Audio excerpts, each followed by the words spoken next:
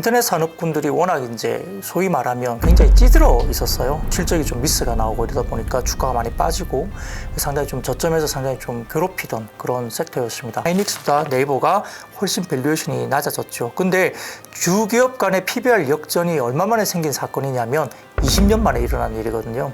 그만큼 이제 네이버가 주가가 현저하게 떨어졌다는 거죠. 네이버 같은 경우는 AI라는 어떤 단어가 같이 붙으면서 하반기 성장에 대한 그림을 긍정적으로 보고 이익 단어로 봐서는 분기 최근에 보기 힘들었던 숫자가 나오지 않았나 싶고요. 차세대 초대규모 AI로 불리는 하이퍼 클로바 X, 그게 돈이 됩니까? 그게 결국 핵심 키워드입니다. 국내 업체들 입장에서는 아마 오픈 AI가 상당히 좋은 어떤 레퍼런스를 가지고 글로벌리 지금 핫하지만 국내 회사들이 스타트업 회사들이 쓰기에는 하이퍼 클로바 X가 훨씬 더 아마 접근성이 좋다라고 평가를. 안녕하세요. 저는 IBK 투자증권 본사 영업부에서 PB로 근무하고 있는 박근형 부장입니다. 네이버는 오랫동안 굉장히 개인 투자자들이나 모든 기관도 마찬가지고요. 상당히 좀 애를 먹였던 회사죠. 카카오도 마찬가지고 과거에 주가들이 상당히 좀 높게 형성됐었고 꽤 오랫동안 주가가 상승했던 종목군이었죠. 특히 이제 인터넷 군으로 이제 저희가 분류할 수 있는데 이런 인터넷 산업군들이 워낙 이제 소위 말하면 굉장히 찌들어 있었어요. 작년 같은 경우는 인건비라든지 여러 가지 부분들 때문에 실적도 별로 나오지 못했고 또 굉장히 퍼를 높게 또 받았었죠. 그러다 보니까 금리가 또 많이 올라가고 이런 상황에서 실적이 좀 미스가 나오고 이러다 보니까 주가가 많이 빠지고 상당히 좀 저점에서 상당히 좀 괴롭히던 그런 섹터였습니다. 다만 최근에 이제 상반기에 2차 전지라든지 반도체 등과 같은 성장주가 일단 수익을 내주고 난 다음에 최근에 트렌드가 약간 소위 말하는 못난이 업종들, 그러니까 인터넷이라든지 그리고 상당히 좀 많이 쩔어 있었던 섹터들 중심으로 다소 좀 수급이 약간 순환매 형식으로 들어오는 것 같고요. 여기에 따라서 인터넷주가 또 새로운 모멘텀이라든지 실적단에 대한 이슈가 생기면서 저점에서 7월 초부터 아마 기관 외국인들이 인터넷 쪽으로 좀 들어왔고 특히 네이버 같은 경우는 AI라는 어떤 단어가 같이 붙으면서 하반기 성장에 대한 그림을 긍정적으로 보고 실적도 오늘 발표가 됐습니다. 그 2분기 실적이 발표됐는데 분기 실적 중에서는 굉장히 잘 나왔습니다. 그래서 시장의 기대감도 높았고 높은 기대감을 또 충족시키는 실적이 나오니까 네이버나 이런 부분들이 주가들이 좀 움직이고 있는 것이 아닌가 싶습니다.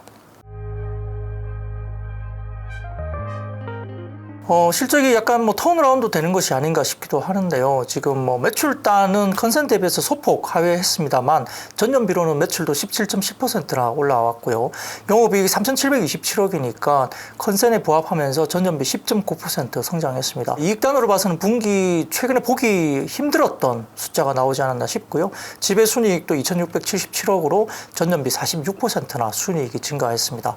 특히 이제 서치 플랫폼보다는 커머스 쪽의 성장이 상당히 좋았고 커머스가 한 44% 전년비 증가했는데요. 마케팅 비용 효율화 이런 것들도 있고 그 다음에 소비 심리 위축 이런 것도 있었지만은 추천 광고가 고도화되면서 커머셜 부분에서 성장이 보였다는 것이고요. 더군다나 중개나 판매 매출이 수수료율이 가장 더 높은 브랜드 스토어라든지 그 다음에 여행 그 다음에 크림의 어떤 비중이 지속적으로 확대되면서 최근에 그 커머스 부분의 성장률이 결국은 매출을 이끌고 실적 성장, 이익 성장을 이끌었다라고 평가를 할 수도 있겠습니다.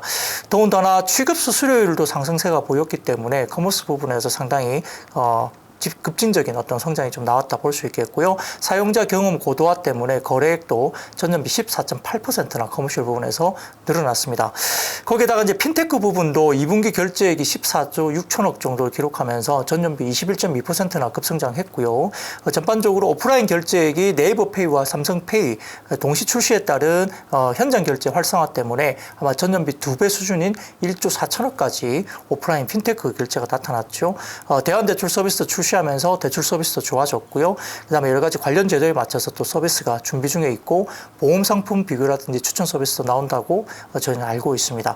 컨텐츠 부분도 지금 글로벌 웹툰 통합 거래액이 전년비 8.6% 성장하면서 48억까지 기록이 됐어요. 특히 이제 웹툰은 국내뿐만 아니라 글로벌 트렌드로 지금 자리 잡고 있는 상황이기 때문에 네이버가 상당히 잘하고 있습니다.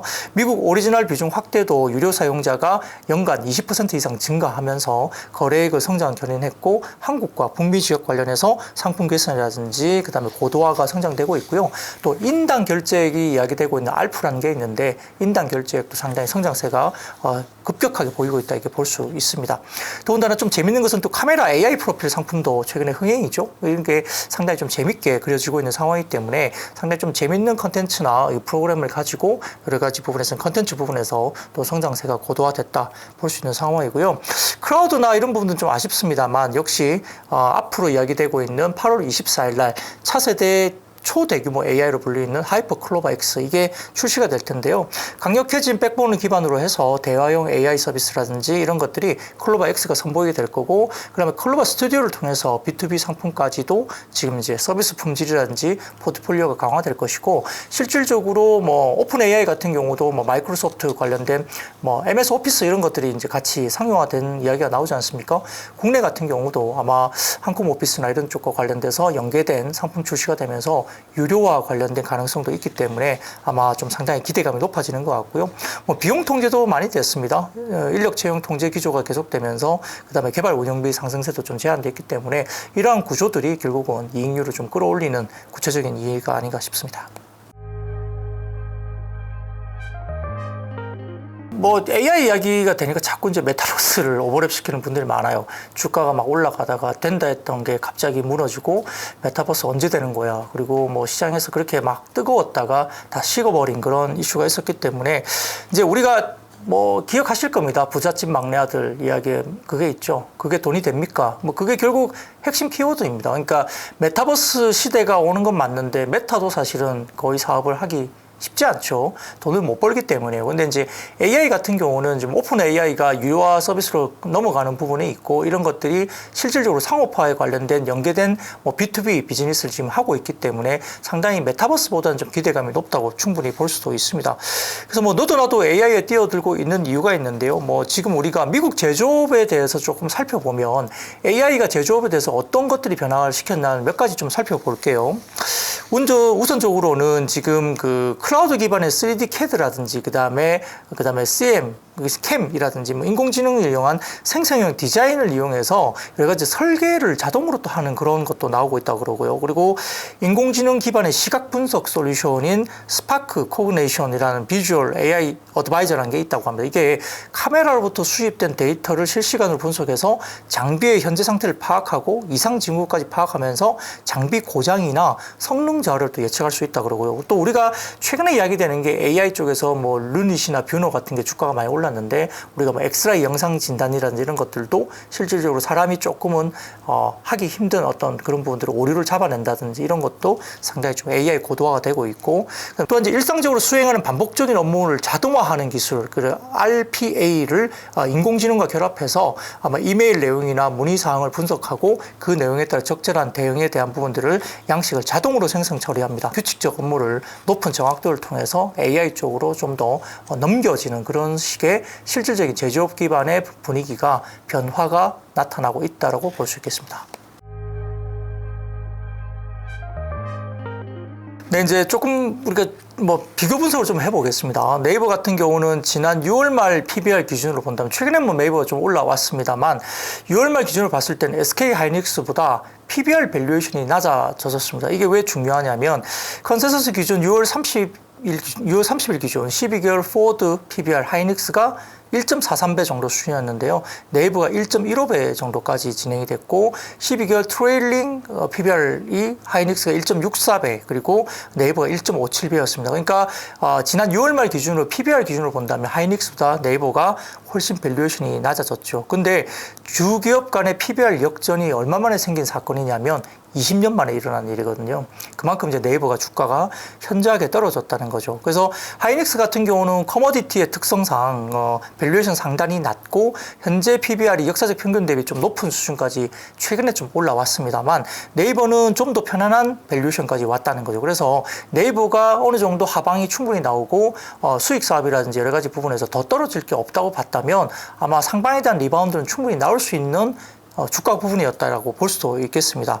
다만 단순하게 뭐 싸다는 논리로 우리가 주가가 올라간다는 것에 대해서는 좀 한계가 있을 수 있습니다. 주가가 일정 부분 리바운딩이 나오고 난 다음에는 더 올라갈 수 있는 거리가 있어야 되는데 이런 걸 좀 본다면 최근에 뭐 네옴시티 본계약했다 뭐 기사도 나오고 그다음에 네이버 페이가 뭐 중국 서비스가 가능성이 있다 뭐 이런 기사까지 나왔거든요. 최근에는 그런 것들 다 끌어들여서 주가들이 좀 올랐다고 볼 수도 있습니다. 그래서 이 상단을 높이려면 결국은 8월 24일 날 뭐 그 우리가 하이퍼클로버 X가 공개되면서 그와 관련해서 어떤 게 지속적으로 수익 창출이 가능한지에 대한 모델이 실제로 좀 공개가 돼야 될 것 같아요. 그러다 보니까 주식으로 봐서는 하이닉스가 주가가 이제 올라가면서 업종 상단을 높이면서 그 밑단으로는 또 어떤 종목들이 있었죠? 한미반도체, ISC, 그다음에 이수페타시스 등등이 이제 아래쪽에 있었습니다. 네이버는 어떤 종목이 있죠? 그 아랫단에는 셀바스 헬스케어나 셀바스 AI, 코난 테크놀로지, 이스소프트, 솔트룩스 이런 종목들이 있죠. 그래서 결국 이 반도체와 지금 이제 네이버 인터넷을 제가 비교를 했지만 네이버 입장에서는 상당히 뭐 역사적인 저평가 밴드까지 갔기 때문에 리바운딩에 대한 기본적인 개념이 있었다는 거고 여기서 추가적으로 올라가려면 이제 하이퍼클로버 X가 나오면서 어떻게 투심이 갈 것이냐 그리고 오늘 네이버가 일단 실적 발표를 했는데 실적이 어쨌든 굉장히 좋았습니다. 분기 단위로도 서프라이즈가 나왔고 최근에 보지 못했던 숫자가 나왔기 때문에 긍정적으로 접근이 가능하다는 1차 단추는 끼운 것 같고 추가적인 상당에 대한 부분들은 하이퍼클로버 X가 발표가 공식으로 나오면서 B2B나 B2C 쪽에 어떤 식으로 수익 모델을 정말 창출할 수 있는 모델 제시가 될 것인가 이 부분에 좀 달려있지 않은가 싶습니다. 일부 증권사 리포트를 읽어보면 재밌는 게 나와 있습니다. 물론 이제 오픈 AI 같은 경우는 다양한 언어를 구사하고 원래 기본 베이스는 영어겠죠. 그러다 보니까 오픈 AI가 한국에 들어왔을 때 어떤가에 대한 비교를 한 아마 리포트가 나왔던 것 같아요. 제 기억으로 보면 영어를 이제 한국어로 이렇게 번역을 하기 때문에 그 표현이 정확하지가 않을 수가 있고요. 그래서 하이퍼클로버 X 같은 경우는 국내용이기 때문에 그런 쪽에서는 강점이 있고요. 두 번째로는 토큰이라는 개념으로 비용이 전가가 됩니다. 오픈 AI가 국내에서 서비스 될 때도 영어로 써져 있는 것과 한국어로 써져 있는 것에 대한 비용 분석을 했는데 아무래도 여러 가지 뭐 시장에 나와 있는 여러 가지 부분들이 영어로 표현된 오픈 AI가 들어오면 토큰이 어떻게 되느냐 부분들이 있는데 그걸 한국어로 이렇게 번역을 하다 보니까 토큰 사용량이 상당히 많이 늘어나요. 근데 이제 오픈 AI 관련된 부분들보다 하이퍼클로버로 이제 만약에 토큰을 계산을 해보면 아마 여러 가지 비교를 해봤을 때 오픈 AI보다 하이퍼클로버가 4분의 1 정도밖에 토큰을 안 쓴다고 합니다. 그러니까 이제 결국 이게 영어로 표현된 것이 한국어로 전환됐을 때 문제가 되기 때문에 토큰 사용량이 많이 늘어난다고 하는데 국내 업체들 입장에서는 아마 오픈 AI가 상당히 좋은 어떤 레퍼런스를 가지고 글로벌리 지금 핫하지만 국내 회사들이 스타트업 회사들이 쓰기에는 하이퍼클로버 X가 훨씬 더 아마 접근성이 좋다라고 평가를 한 리포트가 있습니다. 그 다음에 이제 네이버의 AI 사업에 대한 구체적인 기대할 수 있는 부분들은 역시 이제 네이버 자체로도 AI 도입에 따라서 검색 외에도 커머스라든지 로컬 여행 부분 등에 대해서 버티컬 서비스를 모두 가지고 있다는 점이 차별적입니다. 그러다 보니까 AI가 도입되면 검색어에 대한 해석 기능이 우월하게 향상이 됩니다. 그래서 실제로 광고와 여행 부분에서 AI 서비스가 먼저 도입되고 상업화될 가능성이 상당히 높습니다. 더군다나 이제 사용자 이용 경험이 상당히 좀 중요하게 되는데 광고주 경험이 또 긍정적이고 또 좋아질 것으로 광고주 입장에서 상당히 좋다고 긍정적인 반응들이 나왔다 그러고요. 광고나 구매 상품 추천에 대한 적용이 충분히 가능합니다. 기존에 가지고 있는 데이터, 이제 구매를 하는 어떤 기본적인 이용자들에 대한 어떤 분석이 가능하기 때문에 구매 상품 추천 등에 대한 적용, 생성 AI가 재무 성과에 대한 긍정적 효과, 그 다음에 이용자들과의 어떤 여러 가지 밀당과 관련된 부분에 있어서도 새로운 부분에서 이렇게 재밌는 서로 간의 어떤 그런 시장이 열리는 거고 이런 것들이 서로 상호작용을 하는 거잖아요. 이용자 입장에서도 AI가 나에 대해서 분석을 이렇게 하네. 그럼 거꾸로 내가 또 심리적으로 이렇게 하면 그 관련해서 또 뭐 여러 가지 쿠폰이라든지 다른 또 제한도 들어오는 이런 부분이 있기 때문에 상당히 좀 광고주도 그리고 어떤 그 사용자 이용 경험에 대한 어떤 데이터 부분도 상당히 좀 서로가 좀 만족할 수 있는 그런 시장으로 좀 열릴 수 있다 이렇게 볼 수 있겠습니다. 네, 네이버 같은 경우는 오늘도 이제 컨퍼런스 콜을 했지만 결국 이제 굉장히 오랫동안 언어 모델, 결국 이제 이게 표현이 그들의 표현은 LLM이라고 그러는데 이 언어 모델에 대한 투자를 굉장히 오랫동안 고도화돼서 했다고 합니다. 그래서 글로벌 대비해서는 아마 네이버가 아마 세 번째 정도로 출시하는 언어 모델 기반의 이 서비스가 아닐까 생각을 하고 있는 것 같고요. 아마 고도화된 수준의 상품을 시장에 아직은 보여주지 못했기 때문에 기업 가치에 네이버가 좀 아직 반영이 되지 않았다라고 네이버는 IR을 통해서 이야기를 했습니다.